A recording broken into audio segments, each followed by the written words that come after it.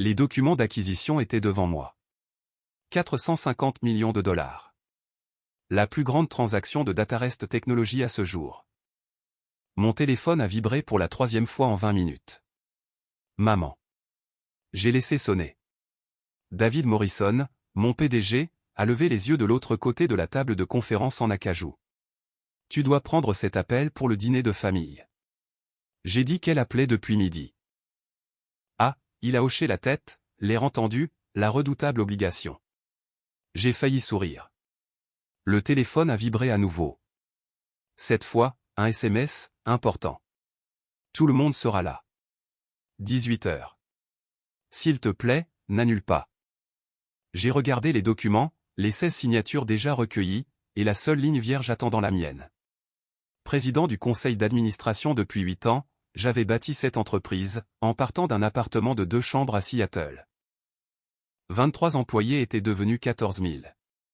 Le chiffre d'affaires était passé de 0 à 2,8 milliards de dollars par an. Vas-y, a dit David, lisant sur mon visage.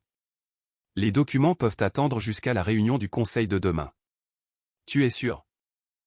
Ta signature est la seule chose qui compte. Mais la famille, il a marqué une pause, la famille, c'est compliqué. Je me suis levé, j'ai pris ma veste. Merci, David.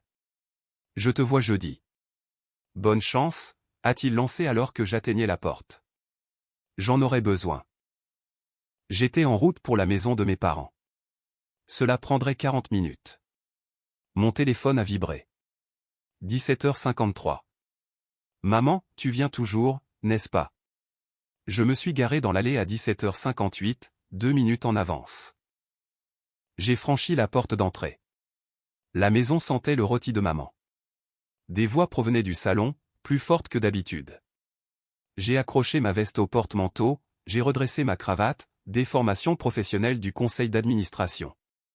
Il est là, a appelé maman depuis la cuisine. Je suis entré dans le salon. Papa se tenait près de la cheminée. Oncle Bob, tante Suzanne, 3 cousins que je connaissais à peine. Mon frère Steve et sa petite amie Amanda. Tous les regards se sont tournés vers moi. Papa a souri, le sourire qui n'atteignait jamais tout à fait ses yeux. Tout le monde, sa voix portait cet enthousiasme forcé, comme s'il présentait une exposition décevante dans un musée. Voici mon fils, le sous-performant. La pièce a ri, un rire de sympathie, le genre réservé aux membres de la famille qui n'avaient jamais vraiment trouvé sa voie. Oncle Bob a ricané, une bière à la main. Toujours à essayer différentes choses, hein. C'est bon, a ajouté tante Suzanne rapidement, sa main a touché mon bras, douce. Tout le monde ne trouve pas sa voie tout de suite. Mon cousin Mike, celui qui avait à peine obtenu son diplôme de lycée, m'a tapoté l'épaule. Et, mec, pas de honte. Le parcours de chacun est différent. Ma mâchoire s'est serrée, les muscles de mon cou se sont tendus comme des câbles d'acier. Mais j'ai souri. Merci, j'ai dit, d'une voix neutre. Ravi de vous voir tous. Papa était déjà passé à autre chose, parlant des Seahawks avec oncle Bob. Je suis resté là, ma veste partie, ma dignité laissée à la porte. Comme toujours. Le dîner a commencé à 18h30. La table de la salle à manger s'étendait assez longtemps pour 12 personnes. Maman s'était surpassée, rôti de bœuf, purée de pommes de terre, haricots verts, petit pain qui avait probablement coûté plus d'efforts qu'il n'en valait. Tout le monde s'est installé, parlant les uns par-dessus les autres, le brouhaha familial. Papa était assis à la tête, naturellement. Steve, a-t-il dit, coupant dans son rôti, comment se passe ton nouveau poste? Mon frère s'est illuminé, il attendait ça. Incroyable, en fait. Steve a posé sa fourchette, prêt pour une performance. Donc, ils m'ont promu directeur principal le mois dernier, division des ventes régionales. C'est fantastique, a dit maman, rayonnante. C'est quoi l'augmentation, a demandé oncle Bob, toujours l'argent avec Bob. 55 000, a dit Steve, ne pouvant cacher sa fierté. Le salaire de base est passé de 140 000 à 195 000. Tante Suzanne a halté. Oh mon Dieu, c'est incroyable. C'est mon garçon, a dit papa en levant son verre de vin. Au succès. Tout le monde a trinqué. Les verres ont teinté, y compris le mien. J'ai pensé à ma matinée, à l'acquisition de 450 millions de dollars. Mon salaire de 850 000 dollars par an. Ma participation au capital, 42% d'une entreprise valant 2,8 milliards de dollars, 180 millions de dollars, à peu de choses près. J'ai pris une gorgée de vin. Le meilleur, a continué Steve, l'élan se renforçant, c'est que je présenterai à la conférence nationale des ventes en mars. Le PDG sera là, David Morrison en personne. Amanda lui a serré la main. Je suis si fier de toi. Tu devrais l'être, a dit papa. C'est une vraie réussite. Bâtir quelque chose. Le rôti me pesait comme du béton dans l'estomac. Ma sœur Sarah a enchaîné ensuite, son cabinet d'avocat, une affaire qu'elle avait gagnée, des heures facturables qui lui rapporteraient 250 000 dollars cette année. Mon cousin Mike a parlé de son entreprise de construction. Tante Suzanne, de son club de lecture. Oncle Bob a demandé les plans de vacances de chacun. 40 minutes se sont écoulées. Personne ne m'a posé une seule question. À un moment donné, pendant une accalmie dans la conversation, Oncle Bob a jeté un coup d'œil. Il a piqué un haricot vert. Alors, qu'est-ce que tu fais ces jours-ci? J'ai ouvert la bouche. Papa m'a devancé. Toujours la même chose, toujours la même chose. Il ne m'a même pas regardé, tendant la main vers les pommes de terre. Il essaie différentes entreprises, il teste le terrain. Oncle Bob a hoché la tête, ce hochement de tête entendu. Toujours à chercher ta voix, je comprends. Il m'a fallu jusqu'à mes 35 ans pour trouver la mienne. Chacun sa façon, a ajouté tante Suzanne, serviable. Steve a croisé mon regard. Juste une seconde, j'y ai vu quelque chose, comme un soulagement de ne pas être moi. Tu finiras par atterrir quelque part, a-t-il dit. Tout le monde n'est pas fait pour le train-train de l'entreprise, tu sais. Peut-être es-tu plus du genre créatif. J'ai coupé mon rôti. Chaque morceau exigeait plus d'effort que le précédent. La conversation a continué, elle coulait autour de moi comme l'eau autour d'une pierre. Le dîner a duré 2 heures à écouter des réussites, des promotions, des augmentations, des maisons de vacances, de nouvelles voitures. À 20h27, j'ai commencé à rassembler mes affaires. Tu pars déjà, a demandé maman, déçue mais pas surprise. Réunion tôt demain, j'ai dit, ce n'était pas un mensonge. Réunion du conseil d'administration à 7h du matin, bien sûr. La voix de papa, lointaine, parlait déjà de golf avec Steve. J'ai remercié maman pour le dîner. Elle m'a serré dans ses bras, le même câlin qu'elle me faisait depuis que j'avais 12 ans. J'ai pris ma veste sur le porte-manteau. C'est à ce moment-là que la sonnette a retenti. Maman a eu l'air confuse. Qui pouvait bien être là? Elle a ouvert la porte. David Morrison se tenait là, mon PDG, costume parfaitement repassé malgré l'heure tardive, cette posture confiante qu'il avait développée en 2 décennies dans la technologie. Madame Patterson, a-t-il dit chaleureusement, je suis vraiment désolé d'être en retard. La réunion a duré plus longtemps que prévu. Mon estomac s'est noué. Oh, maman s'est éclairée, pas de souci du tout. Entrez. David est entré, a regardé autour de lui, a observé la réunion de famille. Puis il m'a vu. Ses yeux se sont légèrement écarquillés. Monsieur. Le mot est sorti plus fort qu'il ne l'avait voulu. Il est allé droit vers moi, a tendu la main. Je ne savais pas que vous seriez là. La pièce est devenue silencieuse, comme si quelqu'un avait appuyé sur pause dans la réalité. J'ai serré sa main, gardé ma voix égale. Je partais, en fait. Steve est sorti de la cuisine, s'est arrêté net en voyant son patron. Amanda s'est figée derrière lui. Attendez, maman a regardé entre nous, vous vous connaissez tous les deux? David m'a regardé, puis Steve, puis de nouveau moi. La réalisation s'est dessinée sur son visage comme un accident de voiture au ralenti. Nous connaître? Il a ri, nerveux. C'est le président du conseil. Il signe mes chèques de paie. On aurait pu entendre une mouche voler. Le téléphone de Steve a glissé de sa main, il a claqué sur le parquet. La bouche d'Amanda s'est ouverte. La bière d'oncle Bob s'est arrêtée à mi-chemin de ses lèvres. Papa est sorti du salon. Quoi? David a eu l'air vraiment confus. Non, vous. Vous ne saviez pas? Savoir quoi? La voix de papa avait ce ton sec, celui qui précédait la colère. David m'a désigné comme s'il présentait des preuves. Votre fils, c'est le président du conseil d'administration de Datarest Technologies, de toute l'entreprise. Je lui rends compte directement. Tout le monde lui rend compte. Steve a émis un son, entre une toux et un étouffement. Son verre de vin, toujours à la main, a commencé à trembler. Président du conseil, la voix de Steve a craqué. Tu es le président. J'ai boutonné ma veste. Oui. Mais, il m'a regardé, mais tu n'as jamais dit. Tu n'as jamais demandé. Un silence lourd et suffocant. Le visage de papa avait pris plusieurs couleurs, pour finir par un rouge profond. Depuis combien de temps? Sa voix à peine audible. Depuis combien de temps quoi? Depuis combien de temps es-tu? Il a fait un geste vague, ne pouvant même pas le dire. Président, 3 ans. J'ai fondé l'entreprise il y a 8 ans. Nous sommes entrés en bourse il y a 5 ans. 8 ans? Oui. Maman s'est assise lentement sur la chaise la plus proche, comme si ses jambes ne pouvaient plus la soutenir. Et tu nous as laissés. Elle a laissé sa phrase en suspens. Laisser quoi? J'ai demandé, d'une voix calme, trop calme. Nous laisser croire que tu étais, a dit tante Suzanne. Un sous-performant, j'ai terminé pour elle.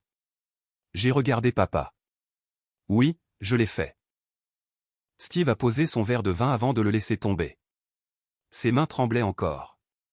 Attendez, sa voix a semblé petite, étrangère.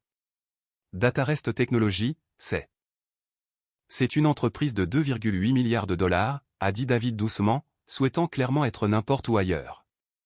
14 000 employés sur 6 continents, si j'ai bien compris. Et toi? Steve m'a regardé. Tu l'as fondé dans un appartement de 2 chambres à Capitol Hill. Tu es passé devant une fois, tu as fait une blague sur le fait que quiconque y vivait était un échec. Son visage s'est vidé de ses couleurs. Amanda lui a murmuré quelque chose. Il n'a pas répondu. Papa était toujours figé. La bière d'oncle Bob était entièrement oubliée. Je suis désolé, m'a dit David, professionnellement désolé. Je n'ai pas voulu causer. C'est bon, je l'ai coupé. Vous ne saviez pas, j'ai regardé ma famille. Le visage de papa, l'embarras. Le visage de maman, le choc. Le visage de Steve, quelque chose entre l'horreur et l'incrédulité. Sarah était entrée du salon. Sa main couvrait sa bouche.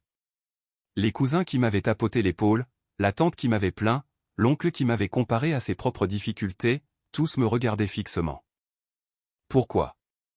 La voix de maman s'est brisée. Pourquoi ne nous as-tu pas dit? J'ai souri.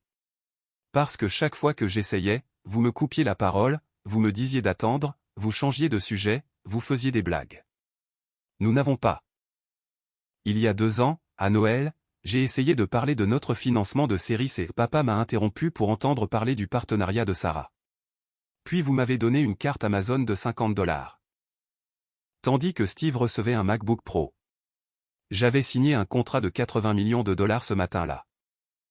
Mais nous ne savions pas, a dit papa. Exactement. Je les ai regardés un par un. Et après un certain temps, j'ai réalisé quelque chose, vous ne vouliez pas savoir. Vous vouliez votre version de moi. Celui qui n'avait pas trouvé sa voie. Celui que vous pouviez plaindre. Celui qui faisait paraître tout le monde meilleur en comparaison. Alors, j'ai arrêté d'essayer. J'ai marché vers la porte. David s'est écarté. Avant de partir, je me suis retourné une dernière fois. Félicitations pour le poste de directeur principal, au fait. Cette augmentation de 55 000 $, c'est vraiment impressionnant. Tu l'as mérité. Le visage de Steve s'est froissé. Pour ce que ça vaut, j'ai ouvert la porte, je ne suis pas le sous-performant. Je ne l'ai jamais été. Vous n'avez jamais pris la peine de regarder. L'air froid de novembre a frappé mon visage. Derrière moi, le silence. J'ai marché jusqu'à ma voiture, j'ai démarré le moteur. Mon téléphone s'est illuminé avant même que je ne quitte l'allée. 17 appels manqués. Je l'ai éteint. J'ai fait 3 pâtés de maison avant que la curiosité ne l'emporte. J'ai rallumé le téléphone. 42 appels manqués en 18 minutes. La messagerie vocale a commencé immédiatement, l'une après l'autre, une cascade de panique et de tentatives de sauver les meubles. Je me suis garé sur le parking d'un 7-Eleven, j'ai mis la voiture au point mort, j'ai appuyé sur lecture. Premier message de ma mère, il y a 6 minutes, chérie, s'il te plaît, rappelle-nous. Je ne. Nous devons en parler. David vient de tout expliquer et Sa voix a craqué. Pourquoi ne nous as-tu pas dit pendant 8 ans? Comment n'avons-nous pas pu savoir que notre propre fils a fondé? Un bruit de fond. La voix de papa. Laisse-moi lui parler. Il ne répond pas. Juste. Oh mon Dieu, qu'avons-nous fait? Supprimé. Le deuxième message venait de papa, il y a 4 minutes. Fils, longue pause. Respiration lourde. Je ne sais pas quoi dire. Je suis. Bon sang, je suis désolé. Je ne savais pas. Comment aurais-je pu savoir si tu ne... Il s'est arrêté. Ce n'est pas juste. David nous a montré le site web de l'entreprise. Ta photo, le conseil d'administration. Tout est là. Nous aurions dû. Une autre longue pause. S'il te plaît, rappelle-moi. Le troisième message venait de Steve, il y a 3 minutes. Sa voix tremblait. Le président. Tu es le président. Morrison n'arrêtait pas de parler du président en réunion, mais il n'utilisait jamais ton nom. Il disait toujours juste monsieur ou le conseil. Je n'ai jamais. Bon sang. Une voix féminine en arrière-plan, Amanda, probablement. Ma promotion. Cette grosse augmentation dont je me vantais. Tu l'as approuvée, n'est-ce pas? Tu as approuvé mon salaire, mon poste, tout. Rire amer. Je suis un tel idiot. S'il te plaît, pouvons-nous parler? J'ai besoin d'eux. J'ai fait défiler les autres. J'en ai écouté quelques-uns. Sarah s'excusant en larmes. Tante Suzanne essayant d'expliquer. Oncle Bob voulant mettre les choses au clair. Mon cousin Mike a laissé 3 messages, chacun plus gênant que le précédent. Le dernier message vocal était de maman, encore. Laissé il y a 2 minutes. Ton père est assis à table, juste assis là, à regarder dans le vide. David est resté un peu, à expliquer plus en détail d'Atarest, ce que tu as bâti. Il a dit que tu avais révolutionné les logiciels d'entreprise, que tu étais considéré comme l'un des plus grands innovateurs en technologie. Reniflement. Nous ne savions rien de tout cela. Non pas parce que tu l'as caché, mais parce que nous n'avons jamais regardé. Nous n'avons jamais demandé. Et maintenant, je suis assise ici à me demander quel genre de parent. Le message a été coupé. Je suis resté dans ma voiture, moteur en marche, les néons du 7-Eleven bourdonnant au-dessus de ma tête. Un adolescent est passé, un Slurpee à la main, probablement stressé par un examen de maths. Je l'enviais. Les appels continuaient. J'ai mis le téléphone en silencieux. J'ai conduit jusqu'à mon appartement à Belton, au 42e étage, avec des fenêtres du sol au plafond donnant sur la baie d'Eliott. Je l'avais acheté il y a 3 ans, au comptant, 4,2 millions de dollars. Mes parents ne l'avaient jamais vu. Jamais demandé où je vivais. Je me suis servi 2 doigts de whisky, je me suis assis sur le canapé, j'ai regardé les lumières de la ville. L'écran de mon téléphone brillait, les SMS affluaient. L'un d'eux a attiré mon attention. Marcus Chen, mon colocataire de fac. Nous avions perdu le contact après l'obtention du diplôme, mais nous nous étions retrouvés l'année dernière. Frérot, je viens de voir le drama familial exploser dans un chat de groupe. La petite amie de Steve l'a posté. Tu vas bien? Bien sûr, Amanda l'avait posté. J'ai répondu, définis bien. 3 points sont apparus immédiatement. Tu veux de la compagnie? Je peux être là en 20 minutes. J'ai failli dire non. Oui, apporte de la nourriture thaïlandaise. Ok, parfait. Marcus est arrivé 30 minutes plus tard, 2 sacs de plats à emporter et une bouteille de bourbon décent. Alors, a-t-il dit, posant tout sur l'îlot de ma cuisine, ta famille a découvert que tu étais milliardaire? Je ne suis pas milliardaire, d'accord? Juste une valeur de 180 millions de dollars. Totalement différent. J'ai ouvert la nourriture thaïlandaise, pad thaï, curry vert, rouleau de printemps. Comment n'ont-ils pas su, a demandé Marcus, sincèrement curieux, sans jugement. Je ne leur ai pas dit. Pendant 8 ans? Oui. Pourquoi? J'y ai réfléchi. Tu te souviens de ma remise de diplôme? J'ai finalement demandé. Marcus a hoché la tête lentement. De l'université de Washington? Oui, je me souviens. Mes parents ne sont pas venus. Je m'en souviens aussi. Steve avait une présentation de travail ce jour-là, une revue des ventes trimestrielles pour son équipe régionale. Maman a dit qu'il ne pouvait pas la manquer. C'était important pour sa carrière. Le visage de Marcus s'est assombri. Oh. J'ai eu mon diplôme en informatique, major de ma promotion, j'avais 3 offres d'emploi de grandes entreprises technologiques, et j'ai traversé cette scène seule. Le souvenir piquait encore. 5 ans plus tard. Tu sais qui était là, j'ai continué. Professeur Chen, ma professeure d'algorithmique. Elle est venue parce qu'elle savait que ma famille ne viendrait pas. Après, elle m'a invité à dîner, m'a dit que j'avais du potentiel, que je pouvais construire quelque chose d'important. Elle avait raison. Elle avait. Mais ma famille. J'ai secoué la tête. Ils n'ont jamais posé de questions à ce sujet. La présentation de Steve s'est bien passée. Apparemment, c'est ce qui importait. Marcus a versé du bourbon, m'a tendu un verre. Alors, tu as arrêté d'essayer? Pas immédiatement. J'ai essayé pendant un certain temps. Datarest est entré en bourse un mardi pluvieux de mars. J'avais invité ma famille, envoyé des invitations formelles, appelé personnellement. C'est notre IPO. Avais-je expliqué à maman. L'entreprise entre en bourse. C'est une grande affaire. Oh, chérie. C'est merveilleux. Elle avait semblé sincèrement heureuse. C'est quand? Le 15 mars. La cérémonie d'ouverture à la Nasdaq. Je vous enverrai tous les détails. 15 mars. Pause. Bruit de clavier. Oh non. C'est le même jour que le banquet de remise des prix de Steve. Il reçoit une reconnaissance pour ses meilleures performances de vente dans sa région. Mon estomac s'était noué. C'est à la Nasdaq, j'ai essayé à nouveau, à New York. Je peux vous faire venir en première classe. Vous logez au Ritz. Je suis désolé, chérie, mais le banquet de Steve est vraiment important. Il a travaillé si dur pour cette reconnaissance. Maman, Peut-être la prochaine fois. Je suis sûr que tu auras d'autres événements d'entreprise. Je m'étais tenu dans mon appartement vide. Le téléphone pressé contre mon oreille. Oui, avais-je dit doucement. Bien sûr, la prochaine fois. Je suis allé seul à l'IPO. Enfin, pas seul. David était là. Elena Torres. Membre de mon conseil d'administration. Marcus a fait le voyage par surprise. La cloche d'ouverture a sonné. Les actions de Datarest ont ouvert à 42 $. En fin de journée, elles ont clôturé à 68 $. Nous avions levé 1,2 milliard de dollars.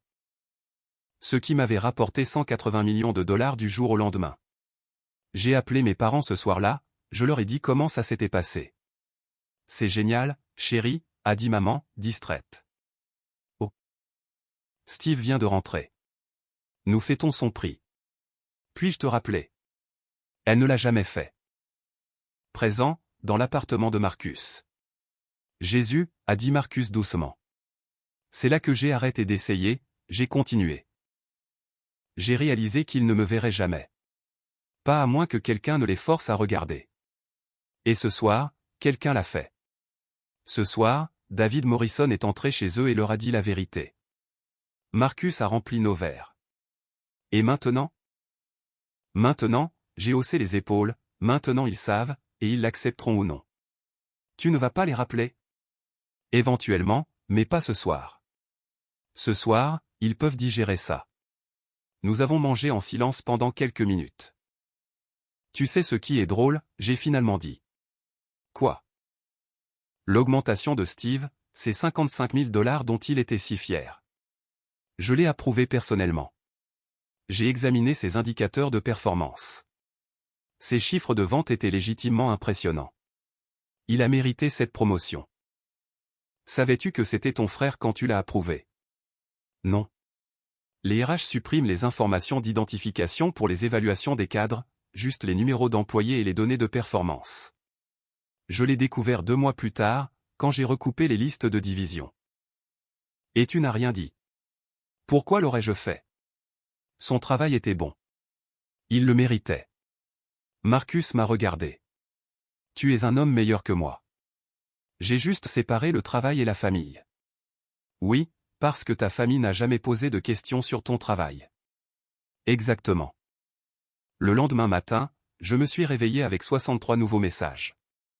J'ai ignoré la plupart d'entre eux, sauf un email de David Morrison. Objet, monsieur, je m'excuse pour la nuit dernière. Je n'avais aucune idée que votre famille ignorait votre position. Madame Patterson m'a présenté comme le patron de Steve, qui venait dîner. J'ai supposé qu'il connaissait le lien. Steve est venu à mon bureau ce matin, m'a demandé si sa position était assurée. Je lui ai assuré que son emploi dépend entièrement de ses performances, qui ont été excellentes. Il a semblé soulagé, mais aussi profondément ébranlé. Il m'a demandé de ne parler à personne du lien familial. Je l'ai informé que je ne discute pas des relations entre employés en dehors des contextes professionnels nécessaires. Je voulais que vous sachiez que cette situation n'affectera pas la façon dont je travaille avec lui professionnellement. Cependant, si vous préférez que je le transfère à une autre division, je peux l'organiser discrètement. Cordialement, David. Je l'ai lu 2 fois, puis j'ai tapé une réponse, David, pas besoin de s'excuser. La situation devait finir par éclater. Ne transfère pas Steve. Il a mérité sa position. Garde-le où il est. Ses performances doivent déterminer son parcours professionnel, pas sa relation avec moi. Rendez-vous à la réunion du conseil jeudi. James. J'ai appuyé sur envoyer. Je me suis senti étrangement satisfait. Steve devrait vivre avec cette connaissance, travailler dans l'ombre de son frère inconnu, mais il garderait son emploi, garderait son succès, juste avec un contexte qu'il n'avait pas auparavant. Mon assistante Jennifer a appelé à 9 heures. Bonjour, a-t-elle dit joyeusement. Prêt pour votre rendez-vous de 10 heures avec l'équipe d'acquisition? Prêt autant que possible. Excellent. De plus, elle a marqué une pause. Il y a une situation. Quel genre de situation? Vos parents sont dans le hall. J'ai fermé les yeux. Ils sont là depuis 8h30, a continué Jennifer. La sécurité du bâtiment m'a appelé. Ils demandent à vous voir. Leur as-tu dit que j'étais occupé? Je l'ai fait. Ils ont dit qu'ils attendraient. Bien sûr qu'ils le feraient. Donnez-moi 10 minutes, j'ai dit. Puis envoyez-les. Ils sont entrés dans mon bureau exactement 10 minutes plus tard. Maman, papa, tous deux ayant l'air de ne pas avoir dormi. Mon bureau occupait tout le coin sud-est du 48e étage, 1600 pieds carrés. Des murs de verre sur 2 côtés. La ligne d'horizon de Seattle s'étendait comme une promesse. Maman s'est arrêtée juste à l'intérieur de la porte, à regarder fixement.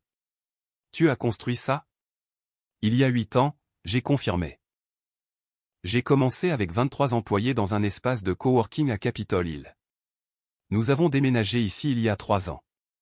Papa s'est dirigé vers la fenêtre, à regarder la ville 48 étages plus bas. Datarest Technologies, il a lu le nom du bâtiment d'en face, notre nom en 8 lettres. Ton nom est sur le bâtiment. Techniquement, le nom de l'entreprise, mais oui. Maman s'est assise lentement sur l'une de mes chaises de visiteurs, en cuir italien, cousue à la main. Pourquoi? Sa voix à peine audible. Pourquoi ne nous as-tu pas dit? Je me suis penché en arrière dans ma chaise, la même chaise où j'avais siégé pendant des centaines de réunions, de négociations, de décisions cruciales. J'ai essayé plusieurs fois. Vous n'étiez pas intéressé. Ce n'est pas juste. Thanksgiving, il y a 2 ans, je l'ai coupé, voix égale, factuel. J'ai commencé à mentionner notre financement de série et papa m'a interrompu pour entendre parler du partenariat de Sarah. J'ai attendu, j'ai réessayé. Oncle Bob a changé de sujet. Papa s'est détourné de la fenêtre, le visage rouge. Tu aurais dû insister. Aurais-je dû? J'ai croisé son regard. Parce que chaque fois que j'essayais de parler de mon travail, quelqu'un dans la famille faisait clairement savoir que ça ne valait pas la peine d'être entendu. Après un certain temps, j'ai compris le message. Nous ne voulions pas. Le dernier Noël, j'ai reçu une carte cadeau Amazon de $50. Steve a reçu un MacBook Pro, une Apple Watch, et 5 cents en carte Best Buy.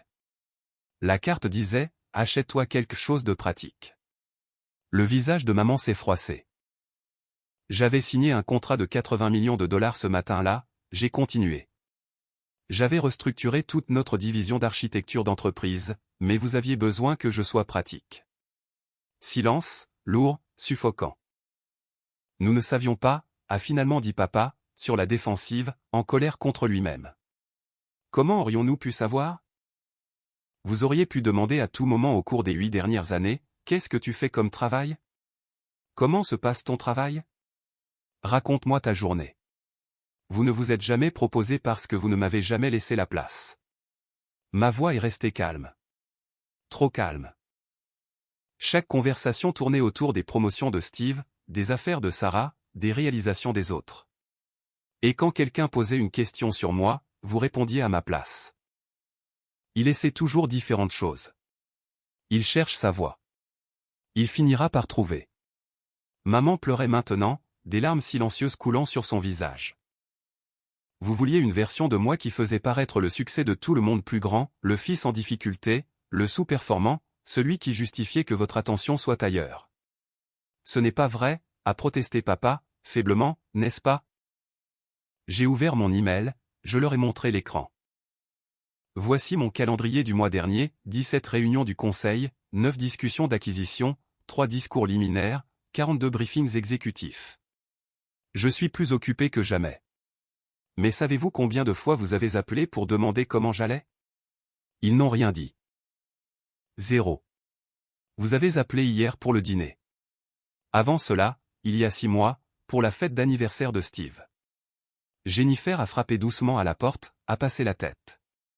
Votre rendez-vous de 10 heures attend. Merci. Nous terminons. Maman s'est levée, s'est essuyé les yeux. Pouvons-nous, a-t-elle essayé. Pouvons-nous prendre un café bientôt? Parler de ça correctement? J'y ai réfléchi. Peut-être dans quelques mois. J'ai besoin de temps. Des mois. La voix de papa s'est élevée. Vous avez eu 8 ans, j'ai dit doucement. J'ai besoin de quelques mois. Ils sont partis. Maman pleurant. La mâchoire de papa serrée de cette manière têtue qu'il avait.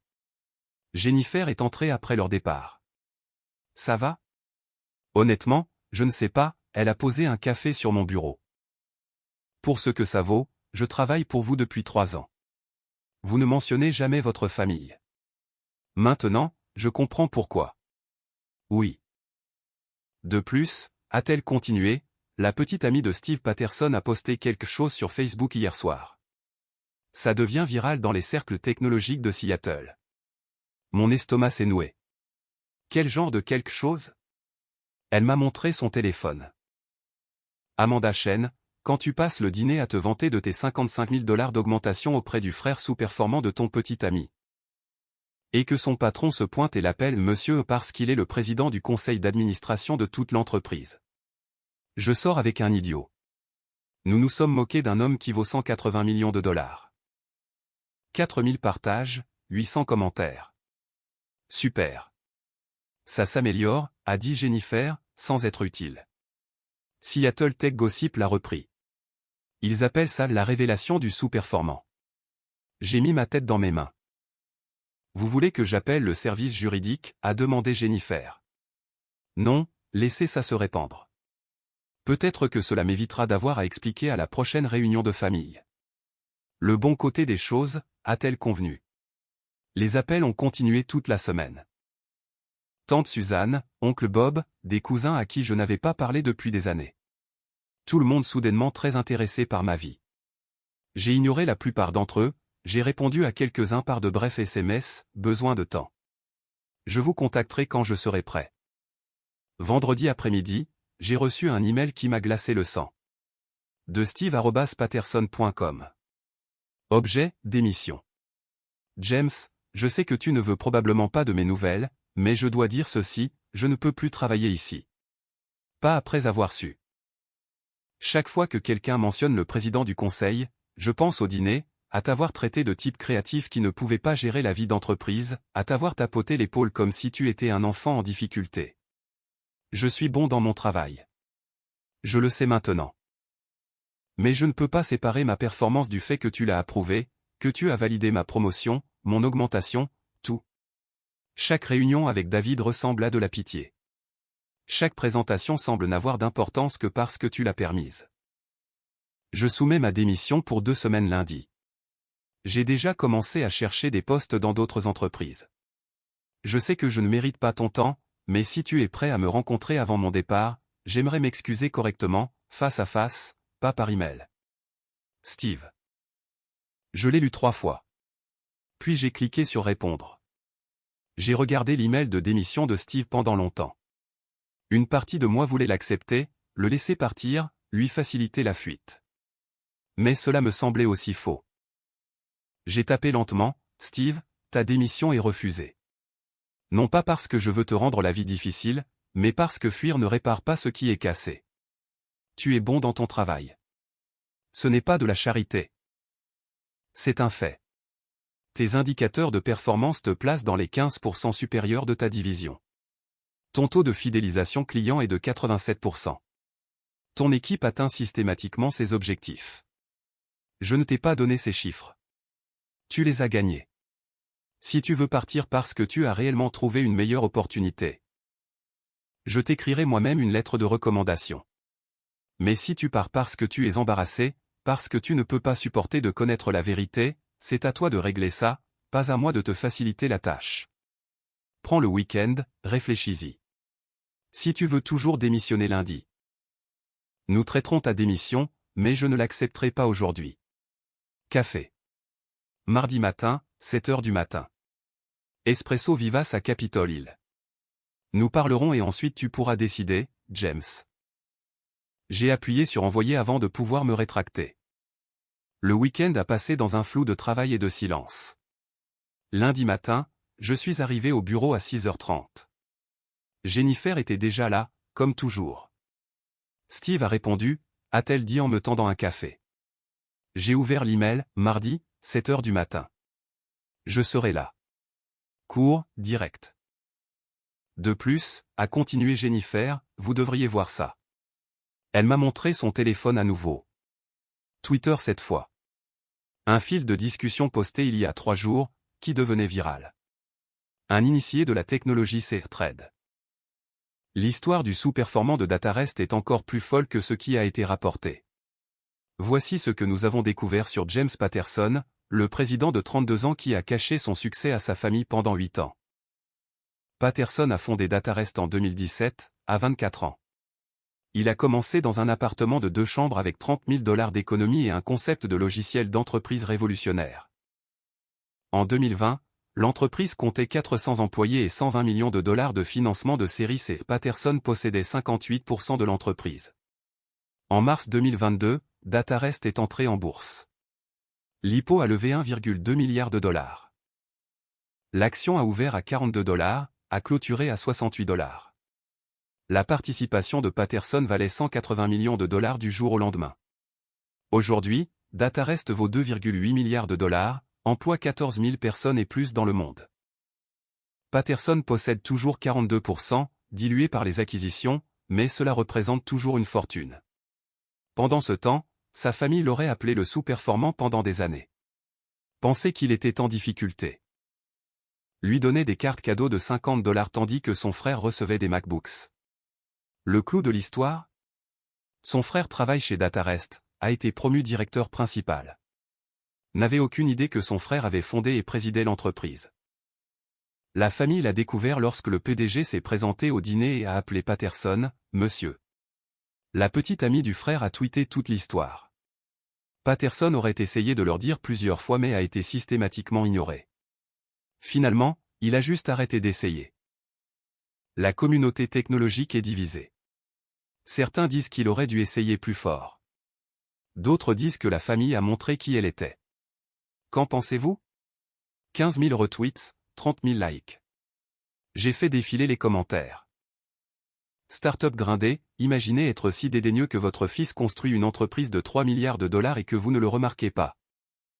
Et Tech Mom Life, c'est chaque dîner de famille où les proches demandent « Tu fais toujours ton truc d'ordinateur ?» pendant que tu gères l'infrastructure de la moitié d'Internet.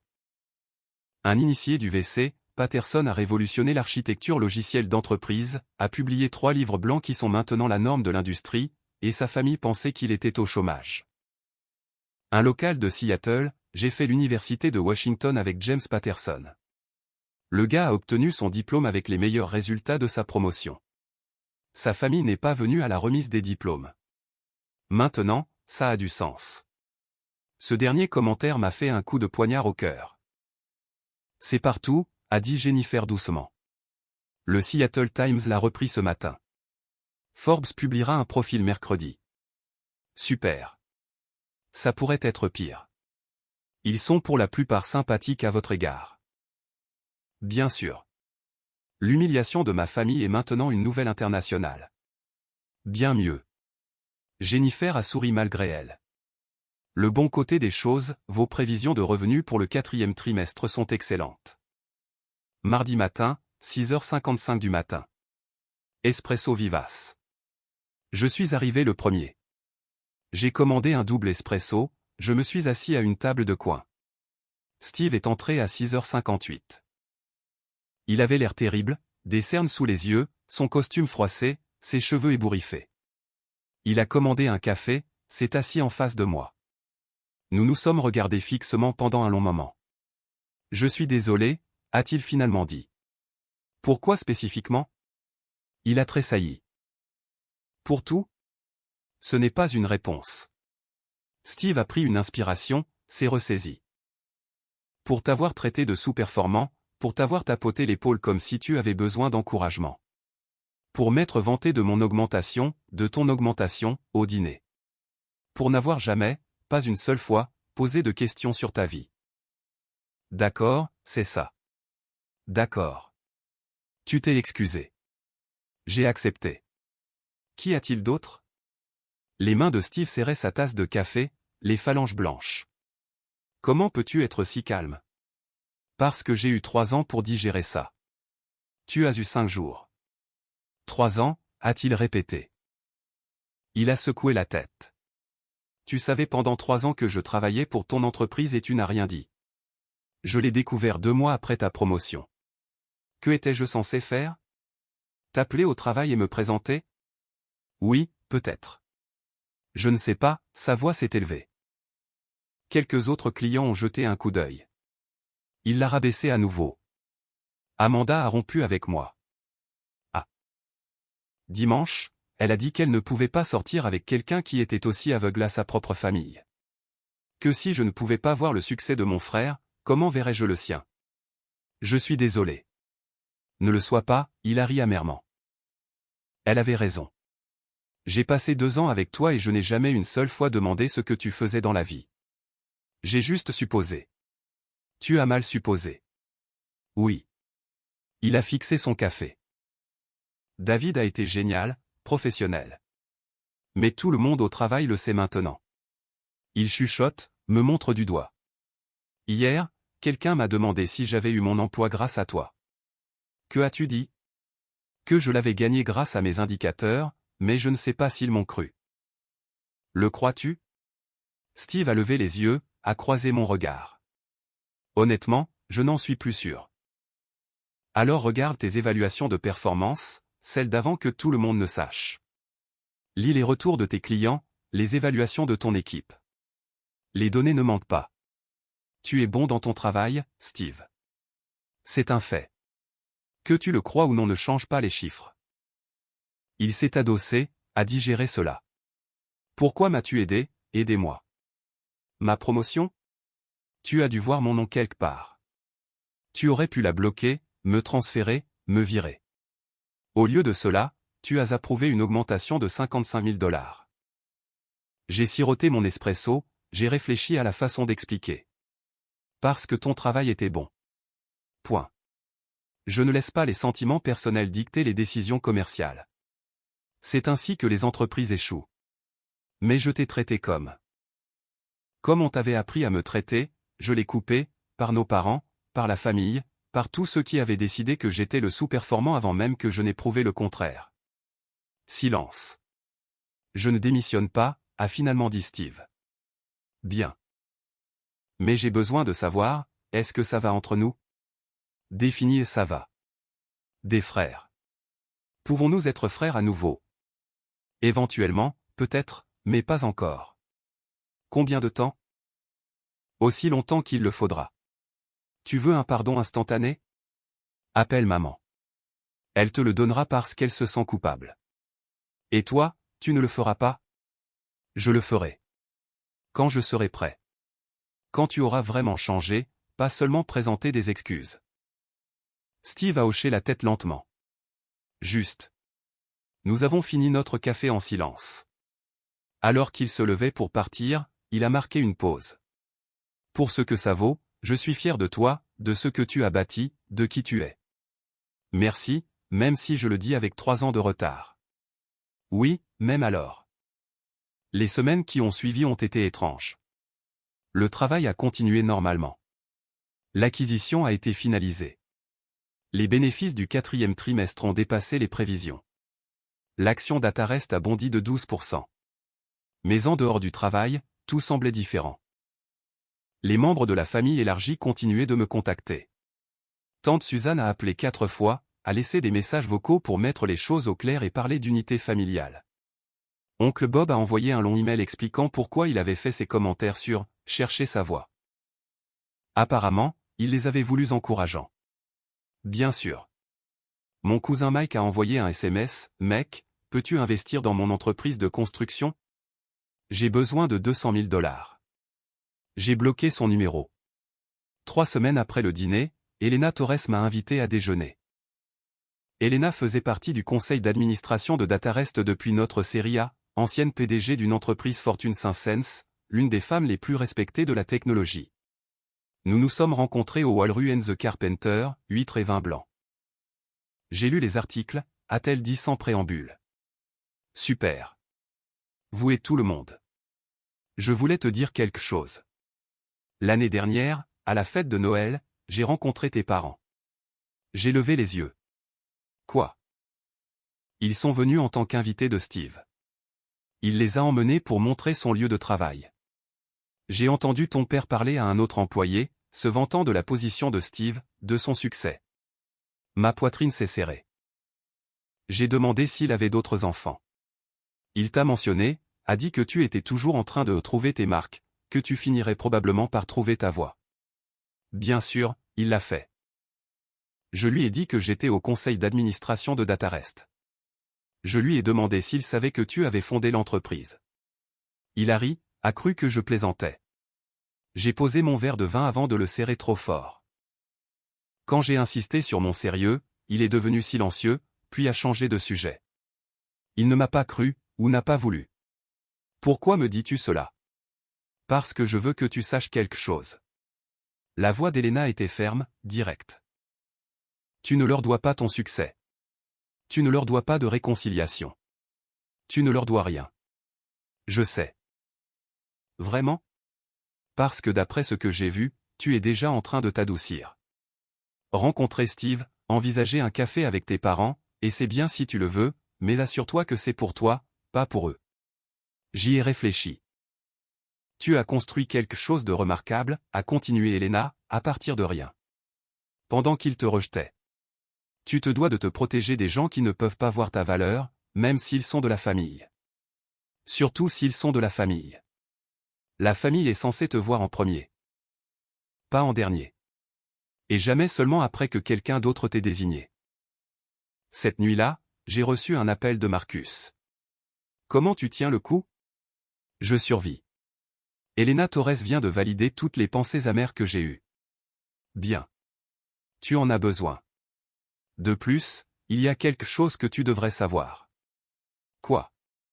Ta mère m'a appelé. Je me suis redressé. Quoi? Elle a eu mon numéro par Sarah. A demandé si je pouvais te parler, te convaincre de dîner avec eux. Que as-tu dit? Que je suis ton ami, pas leur service de messagerie. Aussi, qu'elle a eu 8 ans pour dîner avec toi et ne l'a pas fait. Malgré tout, j'ai souri. Elle a pleuré. A dit qu'elle voulait juste retrouver son fils. Elle ne m'a jamais eu. C'est ce que je lui ai dit. Tu es un bon ami. Je sais. De plus, elle a mentionné quelque chose d'intéressant. Tes parents reçoivent des commentaires de leurs amis. Apparemment, tout le monde dans leur cercle social a lu les articles, ne cessant de poser des questions sur toi, sur Datarest. Oh.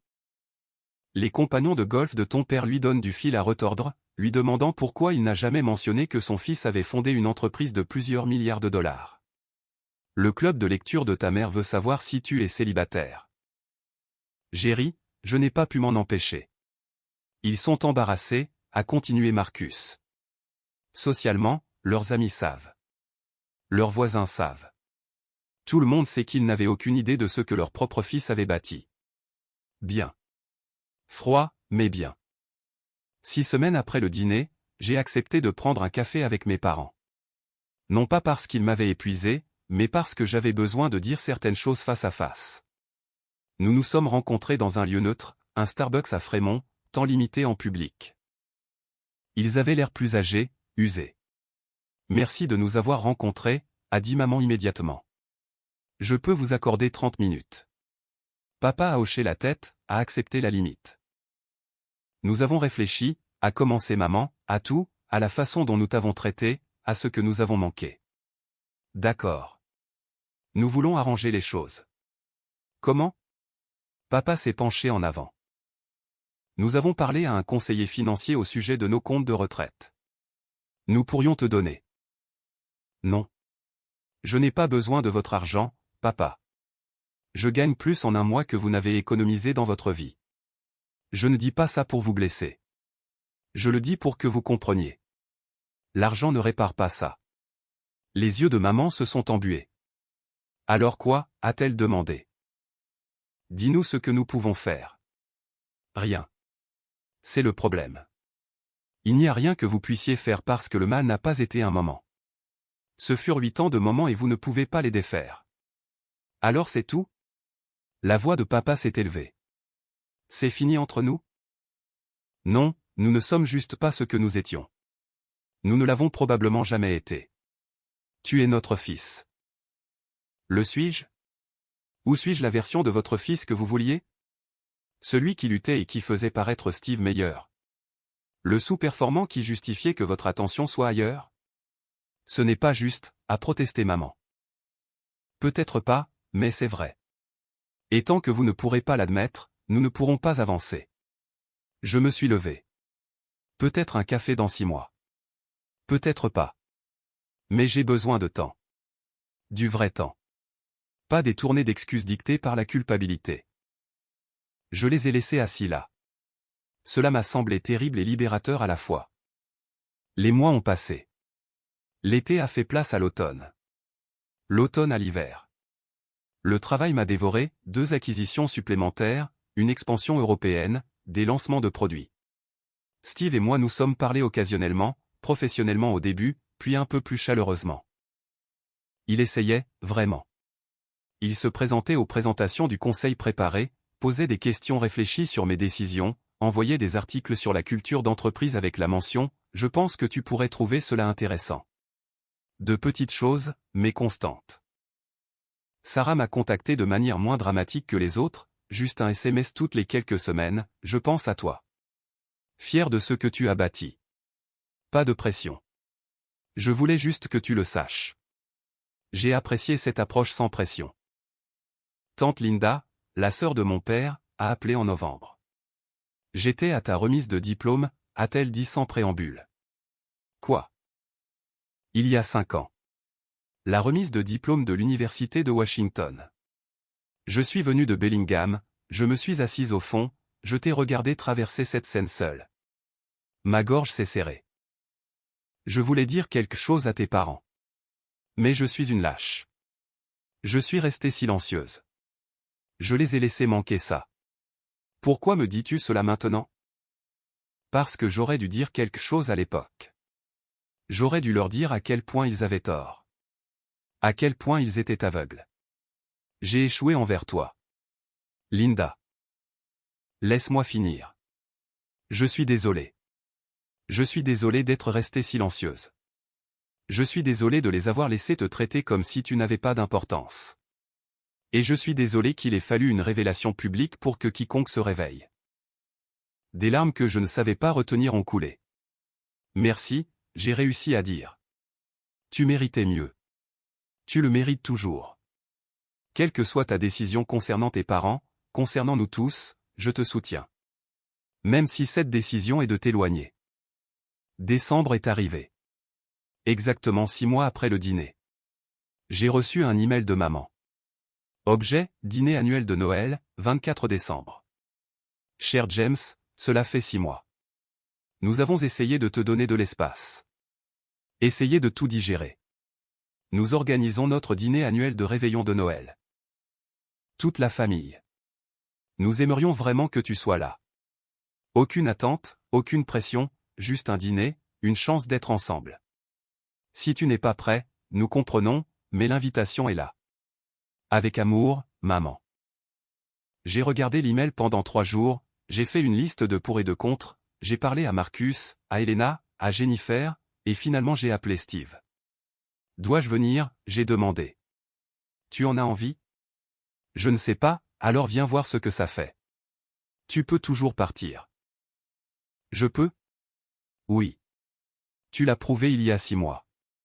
La différence maintenant, c'est qu'ils savent ce qu'ils perdent si tu pars. Malin, ce gamin. Quand est-il devenu intelligent? Si je viens, j'ai dit lentement, les choses seront différentes. Je sais. Plus de blagues de sous-performants. Plus de mépris pour mon travail. Plus de coupes de parole. Je m'en assurerai. Promis? Je promets. Et s'il commence, j'interviendrai. Tu as ma parole. J'ai pris une inspiration. D'accord, je viendrai. 24 décembre, 18h45. Je suis assis dans ma voiture devant la maison de mes parents, la même maison que j'avais quittée il y a 6 mois, téléphone sonnant, verre de vin tremblant, visage de mon frère se vidant de ses couleurs. Elle avait l'air exactement la même, mais tout était différent. Je pouvais voir des silhouettes bouger à travers les fenêtres éclairées, la famille se rassemblant, le dîner étant dressé. Mon téléphone a vibré. Steve, tu viens. Moi, dans l'allée. Steve, prends ton temps. Pas de précipitation. J'ai pris une inspiration. Puis une autre, j'ai ouvert la porte de la voiture. Steve m'a rencontré à l'entrée, seul. Salut. Nous sommes restés là, 2 frères qui se connaissaient à peine depuis 32 ans. Ils sont nerveux, a-t-il dit doucement. Maman a réorganisé la même pièce maîtresse pendant 20 minutes. Papa ne cesse de regarder sa montre. Et toi? Terrorisé que tu repartes, mais prêt à te soutenir si tu le fais. Je l'ai regardé. Il avait changé, perdu du poids, les cheveux plus courts. Mais plus que cela, il se tenait différemment. Moins d'arrogance, plus de substance. Tu as l'air différent, j'ai dit. Tu te sens différent? Il s'avère que l'humilité est un sacré entraînement. Malgré moi, j'ai souri. Prêt, a-t-il demandé. Non, mais allons-y quand même. Le salon est devenu silencieux quand je suis entré. Maman se tenait près de la cheminée. Papa près du canapé. Sarah, oncle Bob, tante Suzanne, tante Linda, qui m'a souri avec des larmes dans les yeux. Pas de cousins éloignés cette fois, juste la famille proche. James, la voix de maman a tremblé. Tu es venu. Je suis venu. Elle a fait un mouvement comme si elle voulait me serrer dans ses bras, s'est arrêtée, a respecté la limite. Merci. J'ai hoché la tête. Papa s'est avancé, a tendu la main. Sa main. Pas un câlin. Pas présomptueux. Juste une offrande. Je l'ai serré. Fils. Papa. Nous sommes restés là, 2 hommes qui ne s'étaient jamais tout à fait compris. Le dîner est prêt, a dit maman rapidement, comblant le silence gênant. Si tout le monde veut s'asseoir. La table était différente. Pas la table elle-même, mais l'arrangement. Pas de tête et de pied. Pas de trône pour papa. Circulaire. Emprunté aux voisins. Apparemment, il pensait que ce serait mieux, a expliqué maman. Tout le monde égal. J'ai croisé le regard de Steve. Il a haussé légèrement les épaules. Son idée, disait le geste. Nous nous sommes assis. Je me suis retrouvé entre Steve et Sarah, en face de moi, maman et papa. Avant de manger, a dit Steve en se levant. Tout le monde l'a regardé. Oh non. Je veux dire quelque chose, parce que si je ne le fais pas, je me dégonflerai. Il m'a regardé. Il y a 6 mois, je me suis vanté d'une promotion à cette table, d'une augmentation de 55 000 $. Je l'ai traité comme si j'avais conquis le monde. L'absence d'Amanda se faisait bruyante. Je n'avais aucune idée que mon frère, il m'a désigné, avait approuvé cette promotion, qu'il avait fondé toute l'entreprise pour laquelle je travaillais, qu'il valait plus que tout le monde dans cette pièce combinée. Maman s'est agitée, mal à l'aise. Mais ce n'est pas la partie la plus embarrassante. La partie la plus embarrassante, c'est que je n'ai jamais demandé. Aucun de nous ne l'a fait. Nous avons juste supposé et nos suppositions étaient si fausses qu'elles sont devenues une blague. Steve, a commencé papa. Laisse-moi finir, papa. La voix de Steve était ferme. Nous l'avons traité de sous-performant. Nous l'avons fait se sentir invisible. Et quand il a essayé de partager sa vie, nous l'avons interrompu à chaque fois. Il s'est tourné vers moi. Je suis désolé. Sincèrement désolé. Pas parce que tu es riche, pas parce que tu as du succès, mais parce que tu mérites d'être vu. Et nous avons refusé de regarder. Silence. Puis tante Linda. Je suis désolé aussi. J'étais à ta remise de diplôme. J'aurais dû dire quelque chose à l'époque. Sarah. Je suis désolé d'avoir tout ramené à mes affaires, à ma vie. Oncle Bob. Je suis désolé d'avoir comparé ton parcours au mien sans rien savoir du tien. Un par un, ils se sont excusés. De vraies excuses, spécifiques, responsables, jusqu'à ce qu'il ne reste que maman et papa. Maman a parlé la première. Je suis désolé de t'avoir fait sentir invisible, de t'avoir donné des cartes cadeaux de 50 $ tout en célébrant les promotions de Steve, d'avoir sauté ton hippo pour un banquet de remise de prix. Papa s'est éclairci la gorge. Je suis désolé de t'avoir présenté comme le sous-performant, d'avoir répondu à ta place, de n'avoir jamais posé de questions sur ton travail, ta vie, toi. Il a croisé mon regard. Je suis fier de toi. J'aurais dû être fier depuis le début, mais j'étais trop occupé à regarder le fils que je pensais que tu devais être pour voir l'homme que tu étais réellement. Ma poitrine s'est serrée, pas de colère cette fois, mais d'autre chose, quelque chose de compliqué. Merci, j'ai dit doucement. Vous tous. Cela signifie-t-il que tout va bien entre nous, a demandé maman avec espoir. J'y ai réfléchi. Cela signifie que nous essayons. Et c'est plus que ce que nous avions il y a 6 mois. Le dîner était étrange. Pas étrange au mauvais sens du terme, juste différent. Papa a posé des questions sur Datarest. A réellement demandé. Il a écouté ma réponse. Architecture logicielle d'entreprise. Qu'est-ce que cela signifie exactement? J'ai expliqué. Il a hoché la tête, a posé des questions de suivi. Maman voulait savoir pour mon appartement, ma vie en dehors du travail. Tu sors avec quelqu'un? Pas sérieusement. Trop occupé. Tu devrais prendre du temps pour ça. Peut-être quand les choses se calmeront. Sarah a posé des questions sur l'acquisition, celle de 450 millions de $. Comment gère-t-on une transaction de cette taille? Je lui ai expliqué, due diligence, négociation, approbation du conseil. Elle a écouté comme si cela importait. Steve a parlé de son travail, mais différemment maintenant. Moins de vantardise, plus de réflexion. Je pense à une transition vers la gestion de produits. Me rapprocher du développement. Comprendre ce que tu as bâti de l'intérieur. C'est une bonne voie, j'ai dit. Tu serais bon là-dedans. Vraiment? Ton expérience en vente te donne une perspective client. C'est précieux en produit. Il a souri, sincèrement. Après le dîner, papa m'a pris à part. Nous nous sommes tenus sur le porche arrière, le froid de décembre mordant à travers ma veste. Je n'attends pas le pardon, a-t-il dit. Je sais, mais je veux comprendre. Pourquoi l'as-tu caché? J'ai regardé le jardin. La balançoire de mon enfance toujours là, rouillée maintenant. Tu te souviens quand j'avais 12 ans? J'ai construit ce robot pour la foire scientifique. Vaguement. Il m'a fallu 3 mois. J'ai codé les mouvements moi-même. J'ai gagné la première place au régional. D'accord. Tu n'es pas venu. Steve avait un entraînement de baseball. C'était plus important. Le visage de papa s'est effondré. Quand j'ai essayé de te montrer le robot à la maison, tu as dit, c'est gentil. Et tu es retourné regarder le match des Mariners. J'ai réalisé alors que mes réalisations n'avaient d'importance que si elles correspondaient à tes priorités. Jésus, a-t-il soufflé. Alors, quand j'ai fondé DataRest, quand nous avons obtenu un financement, quand nous sommes entrés en bourse, je ne vous ai pas dit parce que je savais. Au fond de moi, je savais que vous trouveriez un moyen de minimiser ça, d'en faire autre chose, quelqu'un d'autre. J'aurais fait ça. Tu l'aurais fait. Involontairement, mais tu l'aurais fait parce que c'était qui tu étais. Qui tu avais toujours été. Nous sommes restés silencieux. Suis-je cette personne maintenant, a-t-il finalement demandé. Je ne sais pas encore.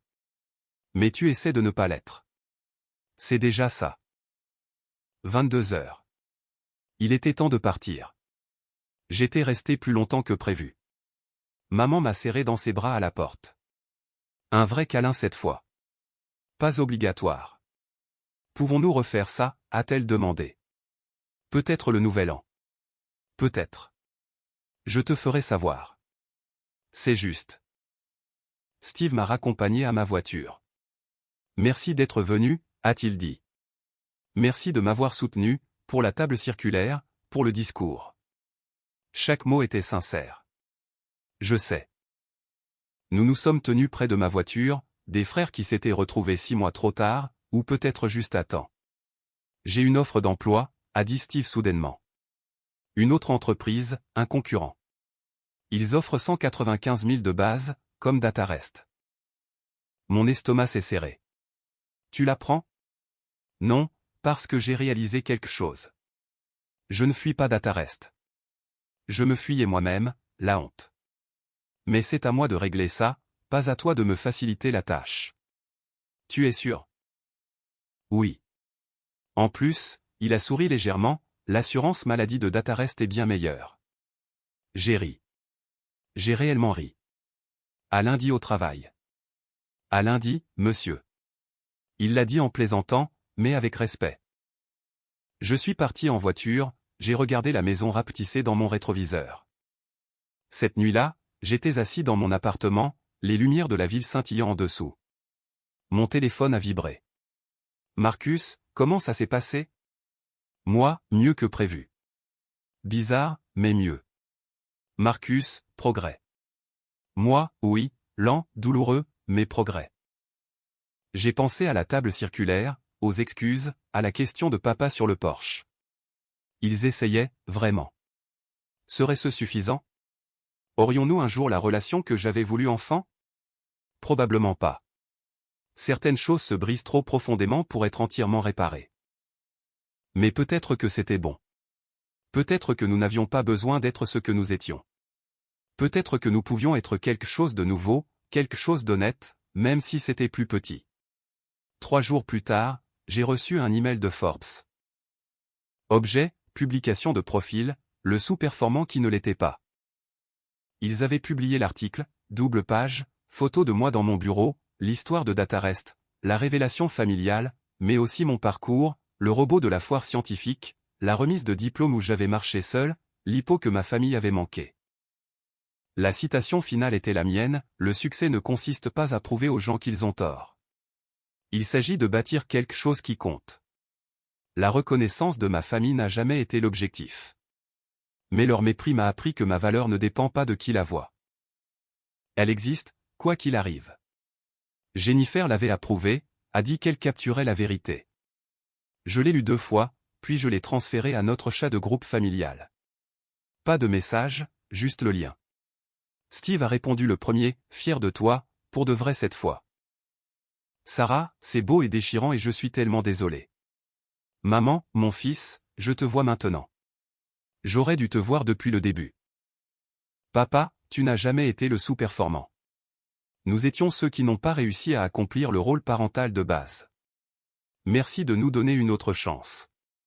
J'ai regardé les messages. J'ai senti quelque chose bouger dans ma poitrine. Pas le pardon, pas encore, mais la possibilité. 6 mois plus tard, un an entier après le dîner, j'ai assisté à une autre réunion de famille, la nouvelle promotion de Steve, chef de produit, exactement comme nous en avions discuté. Il l'avait mérité grâce à un vrai travail, des entretiens, des études de cas. Cette fois, quand il a partagé sa nouvelle, il l'a fait différemment, je suis reconnaissant pour cette opportunité. Cela va être difficile, mais je suis prêt. Puis il m'a regardé. James m'a aidé à me préparer. Il a passé 3 heures à revoir mon étude de cas. Il m'a donné des retours difficiles. M'a poussé à réfléchir plus intensément. Papa a souri. C'est ce que font les frères. Oui, a convenu Steve. C'est ce que font les frères. Après le dîner, maman a sorti de vieux albums photos. J'ai trouvé cela, a-t-elle dit. De quand vous étiez enfant. Des photos que j'avais oubliées, foire scientifique, pièces de théâtre scolaire, fête d'anniversaire. Sur chaque photo, le jeune moi souriait, essayant de montrer quelque chose, brandissant un projet, un prix, une création. Et sur presque toutes les photos, quelqu'un regardait ailleurs. Maman l'a vu aussi. Sa main a couvert sa bouche. Oh mon Dieu. C'est bon, j'ai dit. Ce n'est pas bon. Je le vois maintenant. Tu essayais toujours de nous montrer, et nous regardions toujours ailleurs. Mais tu me vois maintenant. Seulement parce que nous avons été forcés de regarder. Ce n'est pas la même chose. Non, j'ai convenu. Ce n'est pas la même chose, mais c'est ce que nous avons. Et peut-être que c'est suffisant. Je suis parti cette nuit-là en pensant à la visibilité, à être vu versus être présent. La vérité était que ma famille me voyait maintenant, enfin, complètement. Mais j'avais bâti Datarest sans qu'ils me voient. J'avais créé quelque chose de révolutionnaire tout en étant invisible. Leur reconnaissance n'avait pas validé mon succès. Leur mépris ne l'avait pas diminué. J'étais le président du conseil, qu'ils le sachent ou non. L'étiquette de sous-performant était morte cette nuit de novembre, il y a 6 mois. Mais mon besoin qu'ils me définissent aussi. J'ai bâti Datarest non pas pour leur prouver qu'ils avaient tort.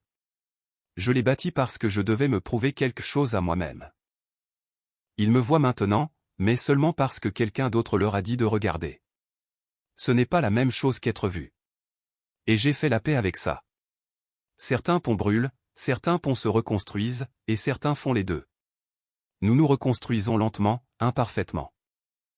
Mais cette fois, je n'attends pas qu'ils me voient. Je vis, je bâtis, je crée. Et s'ils choisissent de regarder, ils verront ce qui a toujours été là. Pas un sous-performant. Juste un homme qui a appris que sa valeur ne dépend pas de qui regarde.